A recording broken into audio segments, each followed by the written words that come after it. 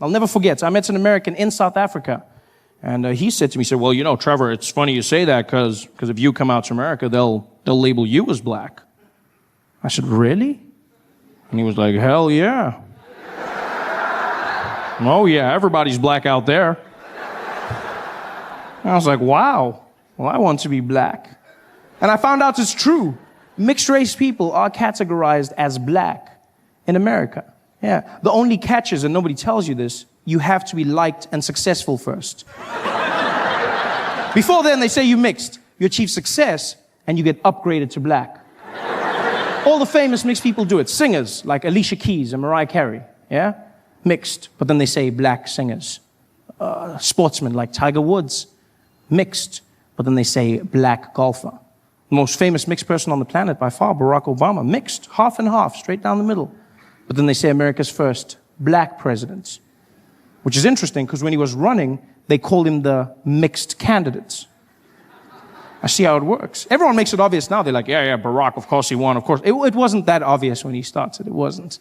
I remember comedians coming out. They used to diss him. Guys would come out on stage and be like, man, how many of y'all seen that crazy-ass mixed fool run for president? Y'all seen that mixed fool run for president? What you gonna see? Ain't no mixed fool gonna be president of the United States of America. Ain't no man, which white people gonna be voting for a mixed fool? Even a black man can't win shit.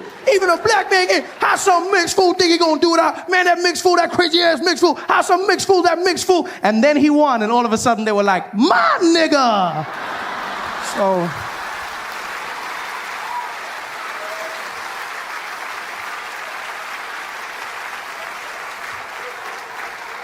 So I see how it works, you know. I understand. In order for me to become black, I have to work hard at it. And I'm willing to do the time. Yeah.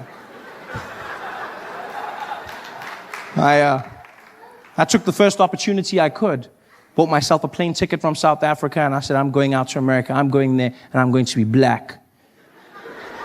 And I got on that plane. It was an 18-hour flight, 18 hours of non-stop flying. And I sat there in my chair, and I spent every moment practicing being black, just practicing. I was like, I'm not going to mess up this black opportunity. I just sat there, just working through everything. I was watching every black movie and TV show, just going through it. Yeah. You know what I mean? Yeah. King Kong ain't got shit on me. Yeah. What you talking about, Willis? I was grinding it. You laugh, but 18 hours of flying, and I landed in JFK, and I was fluent in my black American.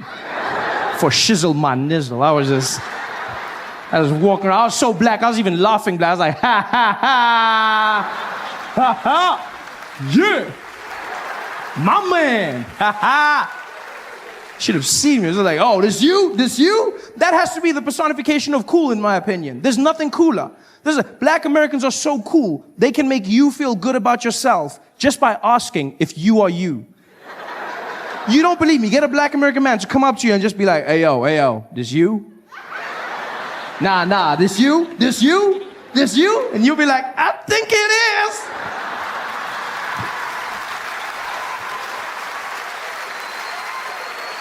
It's magic. I was that black. Not just any black, but the coolest black in the world, and that's American black. I can say this with confidence, being from Africa. I know black. I'm well versed in the arts of black. I'm from the black factory. I mean it. I've seen every kind of black, from light black all the way to like navy blue black. I know black. And there's no cooler black than American black. Nothing cooler, you know? Because American black people, I mean, you just look at how much they've done to influence modern day pop culture, you know? Small things and the big alike. You look at the music. You've got, you know, jazz, hip hop, R&B, all black Americans, style of clothing, you know, just this general swag that they've brought to everything. Even small things like walking. I mean, walking is such a mundane activity, isn't it? It's just there's nothing cool about this thing. You just move from one place to the next, and pretty much everybody can do it. This is it. There's nothing. And then black Americans came along, and then they just added in that bounce, and then all of a sudden you look really cool. You just, you know, you look like you have a purpose. You've just got that. Yeah, look at this. It's super cool. And it must be hard for an assassin to kill you. Just like. That's why if you look in American history, no black man was ever assassinated whilst walking, ever. So it was when they stopped and said something. Bang! That's when they were, because they got to walk. That's why if you look, Obama, every time he comes out of the jet or makes a speech, he's always just got that little bounce just before. Because in his head, he's like, you never know, you never know, you never know, you never know, you never know. Got to walk. It's a cool walk. And by far, the coolest thing of all is the talk. I've listened to black Americans, and it's the most amazing use of the English language I've ever come across in my life. Because they pay no regard to punctuation whatsoever. Just cruise through sentences. It's fantastic. First time I had a conversation with a black American man was in Baltimore, Maryland. This guy walked up to me after the show. He didn't even walk. He just floated in. Just came up to me and like, hey, yo, B, hey, yo, hey, yo. Yo, let me holler at you for a minute, man. Let me holler at you. I said, okay.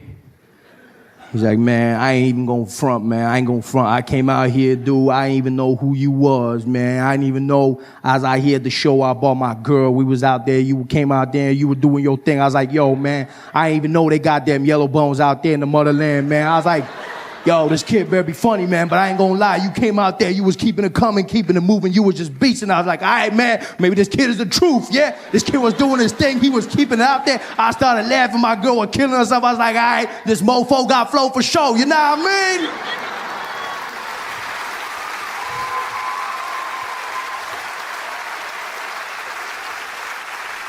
And I was like, no, I don't. But I love it. It's the most amazing use of English I've ever come across in my life. Just that one word alone. Just the strength of that. Nah mean. Do you know what I mean? You nah mean? It sums it all up, doesn't it? It's just, neither question nor statement. It's just, like, why have we been wasting our time with syllables for so long? I don't understand. It was a crazy day today. You know what I mean? Yo, that shit was crazy. You know what I mean? It just flows. It's magical. It says it all.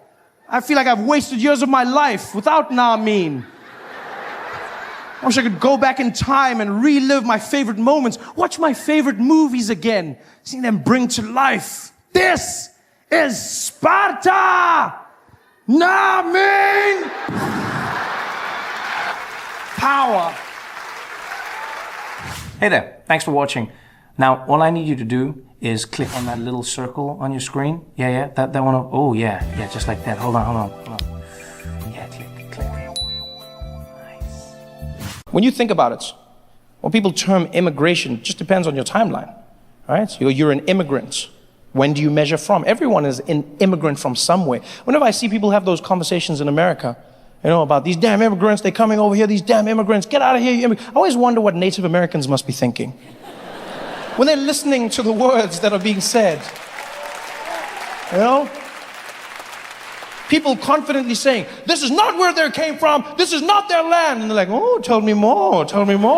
They need to go back because this is not their home. Oh, really? Everyone is an immigrant in some way. When you travel, you see this. I say that to people. That's why I always say to people, I go, travel the world. If there's one thing you will never waste your money on, it's traveling. Travel the world. See another place. Discover a different point of view. Traveling is the antidote to ignorance. And that's so true. It changes your mind, your perspective, how you believe, what you believe. And one of the greatest things you can do when you travel, one of the greatest things you can do is traveling to a country where they don't speak your language. That's probably my favorite thing. Going to a place where they don't speak English just to make you realize how insignificant you really are. You're not the center of the universe.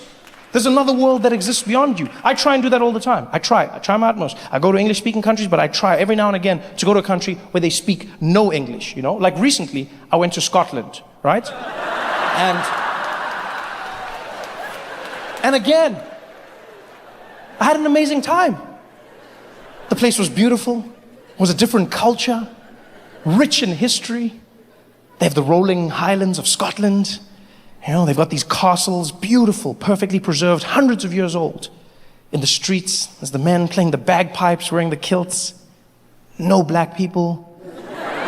But not in a bad way. Just in a matter-of-fact way, Like when I say that there's no black people in Scotland, I just mean there's no black people, but not like there's a good way and there's a bad. Like the good way is when you get there and you're like, there's no black people, you know what I mean? But then there's some places you go and you're like, there's no black people.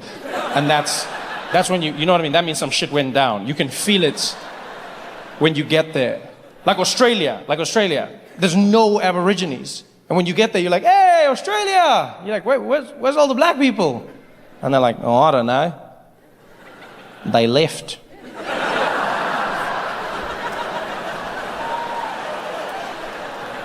You can feel something went wrong. But Scotland doesn't have that, you know? Scotland doesn't have black people because they further north there were no black people. There's not many black things further north. The further north you go, the whiter things become. You know, it's the people, the Christmas, the bears, everything changes. I'm sure if you went to a Scottish person and said, excuse me, sir, are you racist? He'd be like, I don't know. I never tried. I had so much fun in Scotland. I remember I was in Glasgow for a week. I was driving around in the back of a car, and every single day, I would try and spot black people. It was like a little game that I played by myself. Every day, I would just be there like, black person, black person, black person, black person, black person, ha! No, statue. Black person, black person, black person, black person, black person, black person, ha! No reflection. Black person, black person, black person, black person. No black people anywhere. None. And that's why I say traveling is important. Because I'd never been to a place where there were no black people before.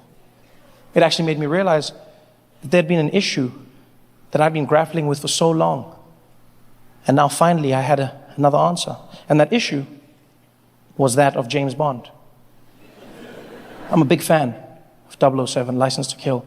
Loved it my whole life. Started with Pierce Brosnan, then went back and watched Connerys and Lazenbys and everyone, all the way through to Daniel Craig. And I love James Bond. And when I found out that Daniel Craig no longer wanted to be James Bond, I was heartbroken. Until I heard that at the top of the list, the potential replacement was a man by the name Idris Elba. And I lost my mind. You can hear the ladies, like, yeah, you know, yeah. And that's what James Bond needs. A ladies' man and a man's man, and Idris has that. You know, he's strong, he's charming, you know, he's got that quiet thing, oh yeah, you know, Idris Elba, oh yeah. You know, Idris Elba, you know, oh yeah. You could just see him playing the dapper spy. And as soon as it was announced, everyone was excited until the comment section of the internet came in. Idris Elba, James Bond. And the comment section was like, actually, Idris Elba could not play James Bond. And we were like, why? They're like, because...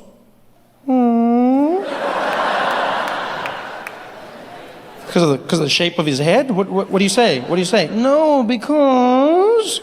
Because what? Because he's black! James Bond cannot be played by a black man! And as soon as they said that, the internet exploded. Racism! And immediately that happened. I jumped in. I don't even know what it's about half of the time. I just jump in. You just hear racism and I rep my side. I'm just like, racism, racism! Ah, you guys will explain it later. Racism! And I was in there and I was like, what the hell's going on? They're like, James Bond could not be played by Idris Elba because Idris Elba is a black man and James Bond is white. I was like, well, actually, James Bond is a fictional character and so we can be played by anyone because it is fiction. And they were like, well, when you think about it, James Bond was based on a real man who was white and so he should be played by a real white man. And I was like, well, that just doesn't make sense because if you think about it, Jesus was technically a black man, but he gets played by a white man. So I don't know what your point is, because that's never stopped me from receiving my blessings. I don't know what you're going on about. And they were like, you can't have it. I was like, racism, you can't have it, racism, you can't have it, racism! And then I went to Scotland.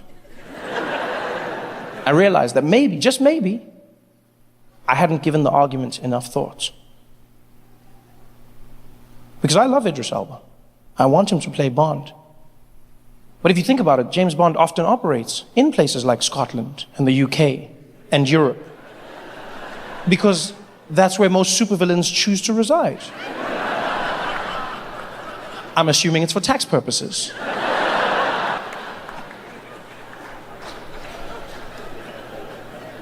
No matter how you feel about the issue, you have to admit it would be particularly difficult to be a spy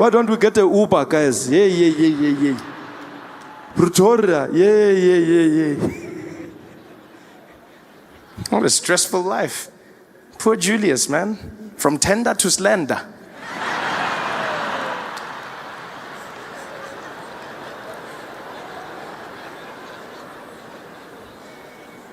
I miss it. I watch Parliament now again. I went straight into it, watching the vote of no confidence. I was so stressed. I don't know about you, but I was so stressed. I was like, please, don't let Zuma go, please. Don't let Zuma go. My jokes, all of my jokes, please. Because I know I've got Donald Trump, but it's not the same, guys. It's not the same. I want Trump and I want Zuma in my life. I want balance. Because you see, the thing is, like, South African politicians, they're crazy and they're fun, right? But they're benign. They're not dangerous. It's just fun and games. I'm going to watch Julius. He's going to be there having his vote of no confidence, busy causing chaos. I love that watch. I watch that in America all the time. I don't think you understand. I don't know how to explain it to Americans, but it's so much fun. It's just Julius up there causing chaos every single day. We are here today again. We are going to vote out a criminal. Guys are there. Out of air. Point of order. Honorable Malema. Point of order. You can't say that. Retract. Okay, I don't want to get kicked out. I retract. I am here because we want to kick out a crook. Honorable Malema, retract. Retract that, Honorable Malema. Retract it immediately. I retract. We want to kick out the mene. Honorable Malema, retract, unconditionally. Okay, I retract, unconditionally. Here's my question. Why do they have to keep calling the person honorable when they're doing crazy shit? There's people punching and fighting in parliament. Honorable member, stop punching. Honorable member, don't swear. Like, is that the rule? You have to say honorable member for whatever it is? A minister can be there shitting on top of the table. Honorable member, skakaka, hey. Honorable member, ukakaka mutafuleng. Honorable member, retract that feces now. Honorable member, retract that feces immediately. Retract that feces immediately, please. I retract. Unconditionally.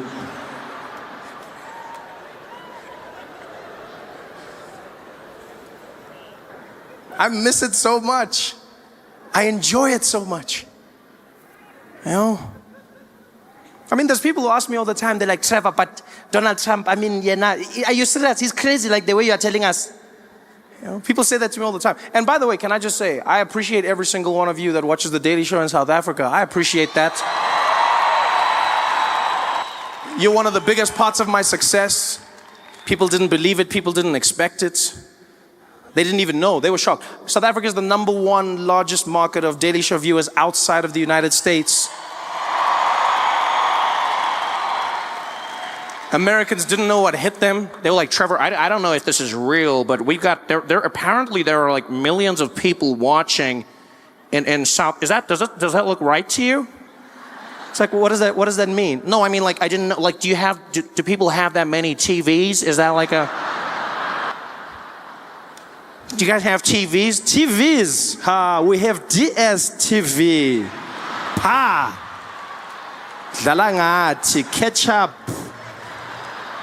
Full buckets. You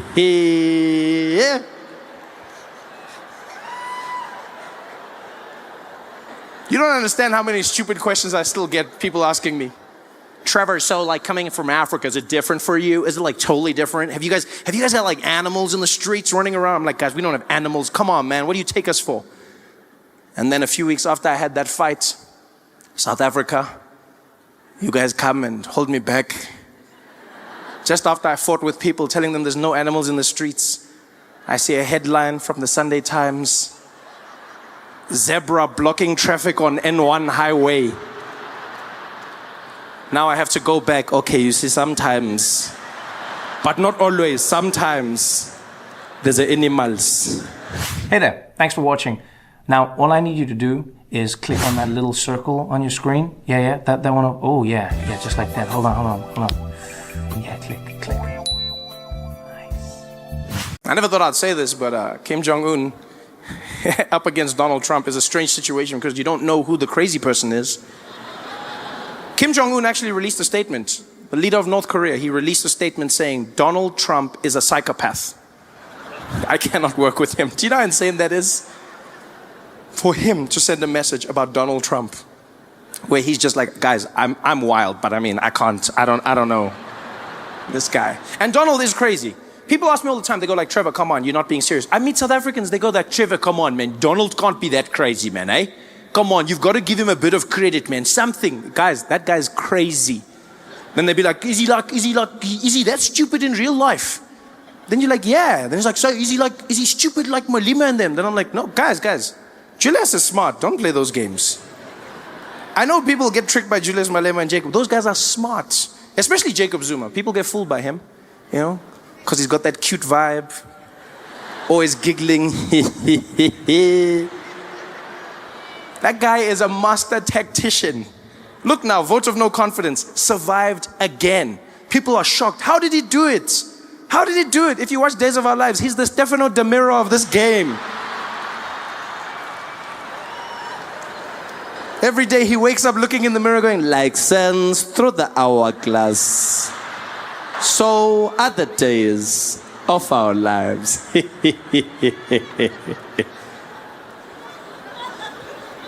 a lot of people make that mistake. I've realized a lot of people make that mistake.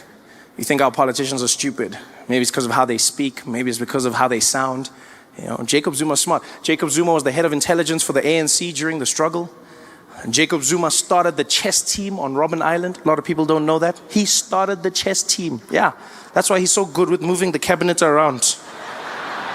He's busy, yeah, Praveen, like that, because he's a horse. Check. Donald Trump is not like that. One thing I'll say about Jacob Zuma, catch him in a corner, ask him anything about policy, that guy will rattle it off. He may not know how to read, but he knows what he's talking about. Donald Trump has no clue about any policy whatsoever. He knows nothing about geopolitics. He knows nothing about his healthcare. Every time Donald Trump answers a question, you know he doesn't know the answer because he answers it like he's a contestant in one of his own beauty pageants. That's how he answers it. Every time you see Donald Trump on TV, you can see he's making it up as he's going along. They'll be like, Mr. President, can you tell us about your healthcare rollout and how pre-existing conditions are going to be covered? I know. We're going to have so much coverage, folks. The best coverage. All the coverage. I'm going to get it. All of it. It's going to be so good. Great. Some people even say the best. But how is it going to work? It's going to work. It's just going to work, folks. It's going to work. It's going to be done. I'm going to do it. It's going to be done. And the people in South Africa and Iraq and the countries and health and insurance, and we're going to do all the things healthy with the money and also thank you.